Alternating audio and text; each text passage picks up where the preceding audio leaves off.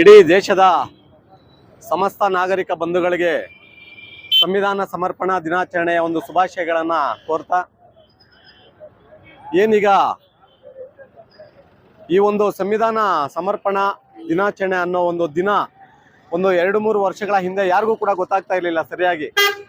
ಆದರೆ ಇಂದಿನ ಏನು ಆಳುವಂತಹ ಸರ್ಕಾರಗಳು ಈ ಒಂದು ಸಂವಿಧಾನದ ಒಂದು ಜಾಗೃತಿ ಕಾರ್ಯಕ್ರಮಗಳು, ಅರಿವಿನ ಕಾರ್ಯಕ್ರಮಗಳು ಎಲ್ಲ ಒಂದು ಶಾಲಾ ಕಾಲೇಜು ಶೈಕ್ಷಣಿಕ ಸಂಸ್ಥೆಗಳಲ್ಲಿ ಈ ಒಂದು ಸಂವಿಧಾನವನ್ನ ಒಂದು ಪಠನೆ ಮಾಡುವಂತ ಕಾರ್ಯಕ್ರಮಗಳನ್ನ ಮಾಡ್ತಾ ಎಲ್ಲರಲ್ಲೂ ಕೂಡ ಒಂದು ಅರಿವು ಮೂಡಿಸ್ತಾ ಬಂದಿರತಕ್ಕಂಥ ಒಂದು ಸರ್ಕಾರಕ್ಕೆ ಮೊದಲಿಗೆ ಧನ್ಯವಾದಗಳನ್ನ ತಿಳಿಸ್ತಾ ಇದ್ದೀವಿ.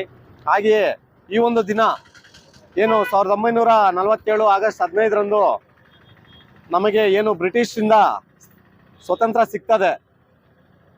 ಆದರೆ ಸ್ವತಂತ್ರ ಸಿಕ್ಕ ಮೇಲೆ ಈ ಒಂದು ದೇಶದಲ್ಲಿ ಸುಭದ್ರವಾದ ಒಂದು ಆಡಳಿತ, ಒಂದು ಸರ್ಕಾರವನ್ನ ರಚನೆ ಮಾಡಬೇಕು ಅಂತಂದ್ರೆ ಒಂದು ಸಂವಿಧಾನ ನಿಮಗೆ ಅಗತ್ಯ ಅಂತಂದ್ಬಿಟ್ಟು ಆ ಒಂದು ಸ್ವತಂತ್ರ ನೀಡಿದಂತ ಬ್ರಿಟಿಷರು ತಿಳಿಸ್ತಾರೆ. ಆದ್ರೆ ಅಂದಿನ ಕಾಲದಲ್ಲಿ ಮಹಾನ್ ಒಂದು ಸಂವಿಧಾನ ತಜ್ಞರಿದ್ರೂ ಕೂಡ ನಮ್ಮ ದೇಶಕ್ಕೆ ಸಂವಿಧಾನವನ್ನ ಬರೆಯುವಂತ ಒಂದು ಶಕ್ತಿ, ಒಂದು ಜ್ಞಾನ ಕೂಡ ಯಾರಿಗೂ ಇರಲಿಲ್ಲ.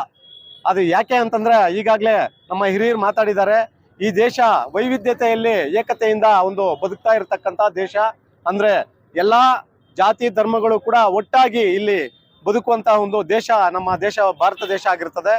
ಆದ್ರಿಂದ ಇಲ್ಲಿ ಯಾಕೆ ಅಂತಂದ್ರೆ ಒಂದು ದೇಶ ಒಂದು ಬೇರೆ ಒಂದು ದೇಶಗಳಲ್ಲಿ, ಪಾಶ್ಚಾತ್ಯ ದೇಶಗಳಲ್ಲಿ ಒಂದು ಕ್ರಿಶ್ಚಿಯನ್ ಆಗಿರ್ಬೋದು, ಇಲ್ಲ ಅರಬ್ ಕಂಟ್ರೀಸ್ ಅಲ್ಲಿ ಮುಸಲ್ಮಾನರಾಗಿರ್ಬೋದು, ಈ ಒಂದೇ ಒಂದು ಧರ್ಮ ಇದ್ದಾಗ ಅವರಿಗೆ ನಾವು ಸಂವಿಧಾನ ಬರೆಯುವಂತ ಒಂದು ಜ್ಞಾನ, ಒಂದು ಶಕ್ತಿ ನಮ್ಗಿದೆ ಅಂತ ಅಂದ್ಬಿಟ್ಟು ತಿಳಿಸಿದಾಗ ಈ ದೇಶಕ್ಕೆ ಸಂವಿಧಾನ ಬರೆಯುವಂತ ಜ್ಞಾನ, ಒಂದು ಮಹಾನ್ ಜ್ಞಾನಿ ನಿಮ್ಮ ದೇಶದಲ್ಲೇ ಇದ್ದಾರೆ ಅಂತ ಅಂದ್ಬಿಟ್ಟು ನಮ್ಮ ಬಾಬಾ ಸಾಹೇಬ್ ಅಂಬೇಡ್ಕರ್ ಅವರನ್ನ ಒಂದು ಮುಂಚೂಣಿಗೆ ತರ್ತಾರೆ ಬ್ರಿಟಿಷರು.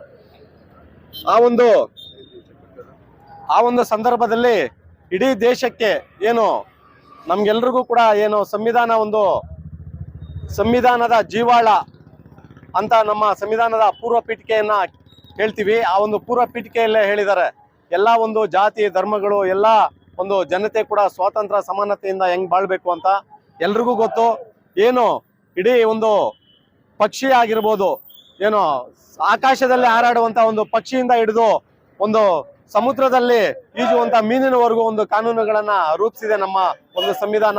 ಅಂತ ಒಂದು ಸುಭದ್ರವಾದ ಸಂವಿಧಾನವನ್ನ ನೀಡಿದ ಬಾಬಾ ಸಾಹೇಬ್ ಅಂಬೇಡ್ಕರ್ ಅವರಿಗೆ ನಾವು ಯಾವಾಗ್ಲೂ ಕೂಡ ನಮ್ಮ ಒಂದು ಭಾರತ ದೇಶದ ಜನತೆ ಚಿರಾಯವಾಗಿರ್ಬೇಕು ಅಂತ ಹೇಳ್ತಾ, ಹಾಗೆಯೇ ಸಂವಿಧಾನವನ್ನ ರಕ್ಷಣೆ ಮಾಡುವಂತ ಹೊಣೆ ನಮ್ಮ ಎಲ್ಲರಲ್ಲೂ ಕೂಡ ಇರಬೇಕು ಅಂತ ಅಂದ್ಬಿಟ್ಟು ತಿಳಿಸ್ತಾ ನನ್ನ ಮಾತುಗಳನ್ನ ಮುಗಿಸ್ತಾ ಇದ್ದೀನಿ. ಜೈ ಭೀಮ್.